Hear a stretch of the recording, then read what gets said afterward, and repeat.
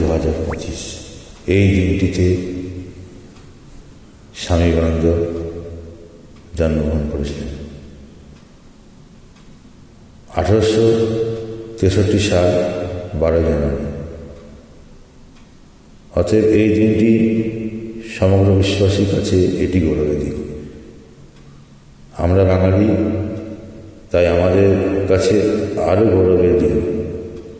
তাই আমরা প্রতি বছর স্বামী বিবেকানন্দকে শ্রদ্ধা জানিয়ে এই দিনটি পালন করে থাকি। যাই হোক, স্বামী বিবেকানন্দের তার কিছু অবদান হয়ে গেছেন বিশ্ববাসীর কাছে,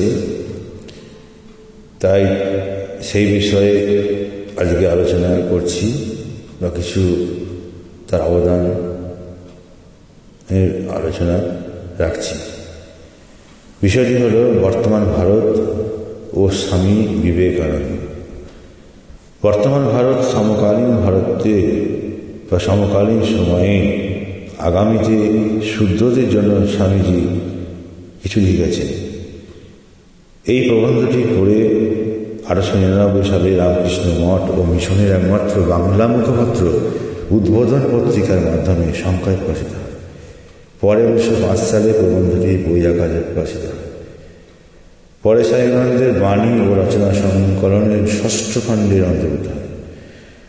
বিবেকানন্দ সমগ্র ভারতীয় ইতিহাসে সংক্ষিপ্ত আলোচনা ও বিশ্লেষণ করেছেন এবং একটি গণজাগরণের সময়কালের ভবিষ্যৎবাণী করেছেন, যখন সমাজ শূদ্রদের দ্বারা শাসিত হবে। ভারতের দুস্থ এবং দরিদ্র মানুষের জন্য গভীর উদ্বেগ প্রকাশ করেছেন। তিনি ভারতীয়দের জাতি নির্বিশেষে একে অপরের সাথে ভাই হিসেবে আচরণ করার আহ্বান জানিয়েছেন। বিবেকানন্দ তার প্রবন্ধে তুলে ধরেছেন বৈদিক সমাজ ব্যবস্থায় পুরোহিত ও সমাজপতিদের যুগ থেকে ব্রিটিশ শাসন পর্যন্ত ভারত ইতিহাসে স্মৃতিচারণা ব্যাখ্যা করে বুঝিয়ে দিয়েছেন। সমসাময়িক ভারতের কথা তুলে ধরেছেন। তৎকালীন বৈদিক ব্রাহ্মণ পুরোহিতরা কীভাবে সমাজকে শাসন করত, তারপর কীভাবে প্রভাবশালী এবং ক্ষমতাশালীরা সমাজের নেতৃত্ব স্থানে এলেন এবং শেষে কীভাবে বৈশ্যদের ক্ষমতা বাড়ল, এই সব বিষয়ে তিনি লিখে গেছেন বা বলে গেছেন। অন্যদিকে বৈশ্যদের আধিপত্য ক্রমশ বৃদ্ধি পায়, এই সাথে সমাজে শূদ্রদের অধীনে চলে আসে। তিনি ভারতবাসীদের বলেছেন, সকল ভারতবাসীর সঙ্গে মর্যাদাপূর্ণ আচরণ করতে হবে এবং আর্থিক অসঙ্গতির জন্য কাউকে অবমাননা না করতে। স্বামীজির মতে সীতা, সাবিত্রী ও দময়ন্তী হলেন ভারতীয় নারীর আদর্শ। তিনি ভারতবাসীকে, ভারতের মাটিকে স্বর্গ মনে করেছেন এবং ভারতের কল্যাণকে নিজের কল্যাণ ভাবতে বলেছেন। তিনি এটাও বলেছেন পশ্চিমী চর্চাকে অনুকরণ না করতে। স্বামী গীতাত্মানন্দের মতামতে বিবেকানন্দ ভারত সংস্কারের ইচ্ছা প্রকাশ করেছিলেন।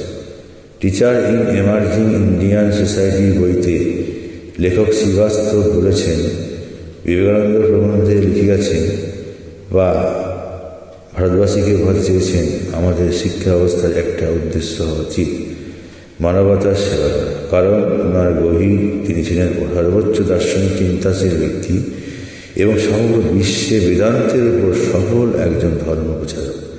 তিনি এটাও ভেবেছিলেন হিন্দু সংস্কার ওই মুহূর্তে অনিবার্য, তাই একটা জোরালো আন্দোলনের মধ্য দিয়ে একটা বিশেষ শক্তি তৈরি করতে সক্ষম হয়েছেন। এরই সাথে একটা বৃহৎ জাতীয়তাবাদের ধারণা সৃষ্টি করেছেন এই ভারতবাসীকে নিয়ে। তার পরিকল্পনায় বিশ্বের কাছে এক আধুনিক ভারত গঠন। আজ এই ভারতবর্ষে ওনাকে যুব দিবসের মধ্য দিয়ে দিনটিকে পালন করে এবং আমরা করে থাকি। ধন্যবাদ।